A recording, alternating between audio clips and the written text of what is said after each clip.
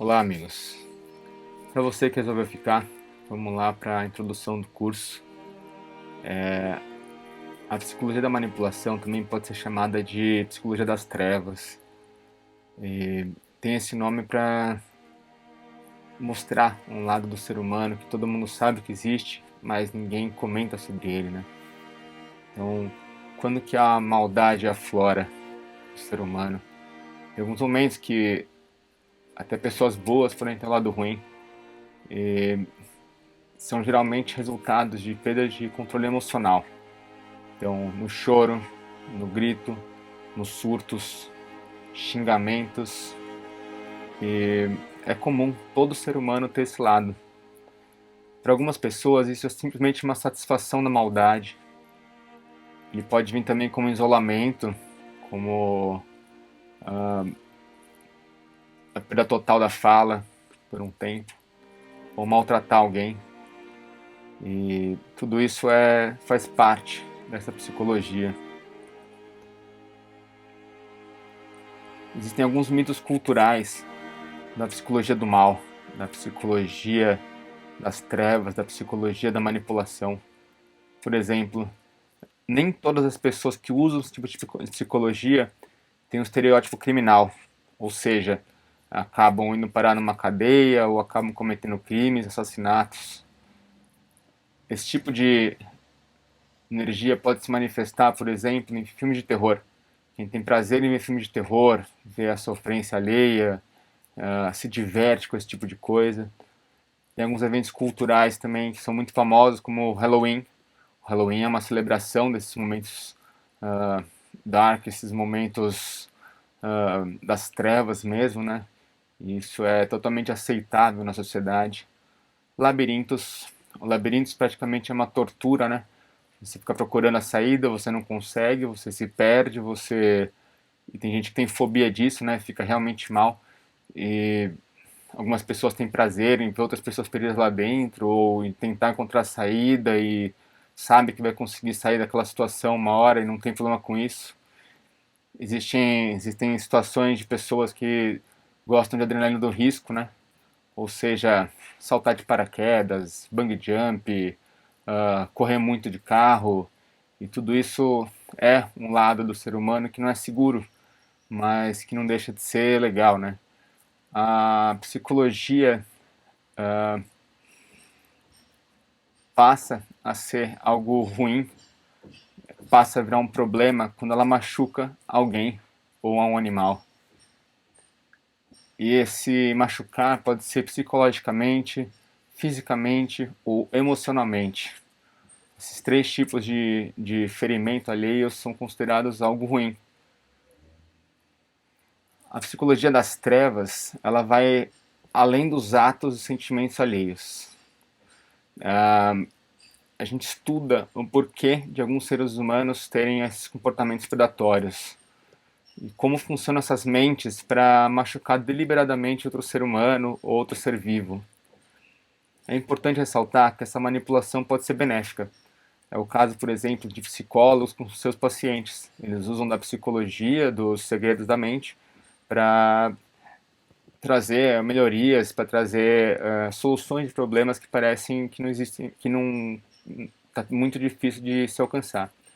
Também se aplica, por exemplo, amigos tentando ajudar um outro amigo que está em depressão, que não consegue sair de casa, então ele convida esse amigo para sair, convida ele a fazer algumas coisas, ou então a pessoa que acabou de um relacionamento, os amigos tentam convencer ele de sair daquela bad, né, que a pessoa está completamente contaminada com aquele sentimento de derrota, aquele sentimento de perda, né, ou por exemplo uma perda de um ente querido, então você tenta confortar a pessoa, tenta trazer uma realidade diferente para aquela pessoa realmente ter um momento melhor e sair daquele limbo que ela foi parar. É importante quando você for diagnosticar uma manipulação negativa, uma coisa que esteja acontecendo com você, que você entenda o próximo, entenda de onde está vindo isso. Então, você tem que estudar as táticas que essa pessoa está usando contra você. E um dos principais indícios para você ter certeza que está rolando uma manipulação negativa, que está rolando um, uma psicologia da manipulação com você, é você contrariar a pessoa que está te dando os inputs de conceitos novos ou de missões que você não está entendendo ou conseguindo fazer parte. Isso vai deixar ela brava. A pessoa vai se irritar com você. E, e ao longo do tempo o jogo dela vai se esgotar. E você vai conseguir ganhar controle sobre a situação e conseguir alcançar novamente o controle da sua vida ou naquele setor da sua vida. Existem alguns perfis de pessoas que adoram fazer um tipo de manipulação terrível, né? O primeiro perfil que a gente vai estudar é o narcisista. O narcisista é aquele que é o clássico, né, que só acha belo o que é espelho, né? Então, eles se sentem melhores que os outros. Eles gostam de ser sempre os focos das atenções, então nada é a respeito do outro, é tudo a respeito dele mesmo. E o que importa para eles é o que são e não o que pensam deles. Então eles constroem uma autoimagem e é só isso que importa para eles. Outro perfil de ser humano que faz esse tipo de coisa são os maquiavélicos. Eles são conhecidos como serem os maiores manipuladores do mundo, né? Eles usam a maldade para conseguir o que querem. Eles não têm um limite para conseguir o que eles querem. Então, se eles precisarem te convencer a cometer um crime para ele conseguir o que ele quer, ele vai convencer, ele vai fazer, ele não vai sentir peso na consciência, ele não tem essa parte moral dentro dele, né? Normalmente são as pessoas que praticam os crimes do colarinho branco, né? Então, que não tem problema em sabotar uma empresa, de conseguir roubar um caixa de uma empresa, de colocar a culpa num estagiário, num outro administrador, ou de derrubar os cargos acima sempre que ele encontrar alguém sabotando, fazendo o que for.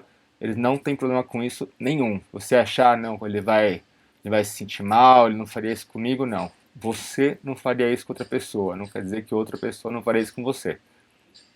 Existem os sádicos, então são pessoas que têm prazer em machucar pessoas e animais. Então, você não vai conseguir convencer essa pessoa que ela está errada, porque para ela está certa. É assim que funcionam. Geralmente eles conseguem trabalhos e que eles possam exercitar esse tipo de prazer e eles adoram usar a manipulação após exercitar esse prazer de machucar o próximo para conseguir se livrar do problema. Então são dois prazeres, né? O de machucar e de se livrar, né? Então de mostrar que ele consegue sair impune, né? Uma coisa importante sobre os sádicos é que eles não sabem o quanto eles machucam ou o tamanho do dano que causaram. Só que é um prazer para eles. Eles não importam, se importam. Eles sabem que causaram dano, mas eles não conseguem também mensurar o quanto de dano eles colocaram, né? Os psicopatas, eles geralmente são diagnosticados com problemas mentais, né? Com problemas psiquiátricos, né? Eles já têm uma situação ali que eles já têm um traço um pouco mais forte. E diferente dos sádicos, eles não sentem emoções. Então eles não conseguem criar laços afetivos com pessoas, com situações, com a sociedade.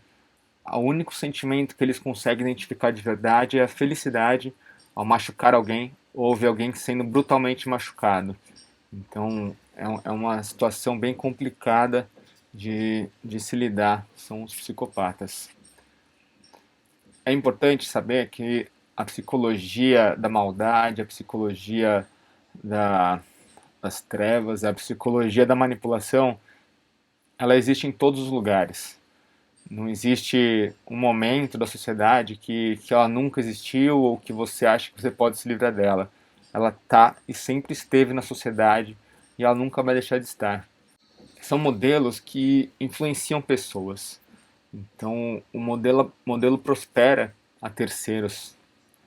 Um grande exemplo é, por exemplo, na Segunda Guerra Mundial, Hitler, ele criou uma filosofia que ele realmente acreditava que os judeus, que os negros, que a minoria deveriam ser assassinadas. E soldados que praticamente tinham uma pessoa normal, nunca teve problema com judeus, com ninguém, de repente passaram a ter esse problema, começaram a adotar esse tipo de visão. E então, quando a pessoa trabalha para um psicopata narcisista, o modelo é facilmente tudo como verdade. é muito comum que a pessoa entre realmente nessa situação e entre realmente de cabeça nessa nova filosofia.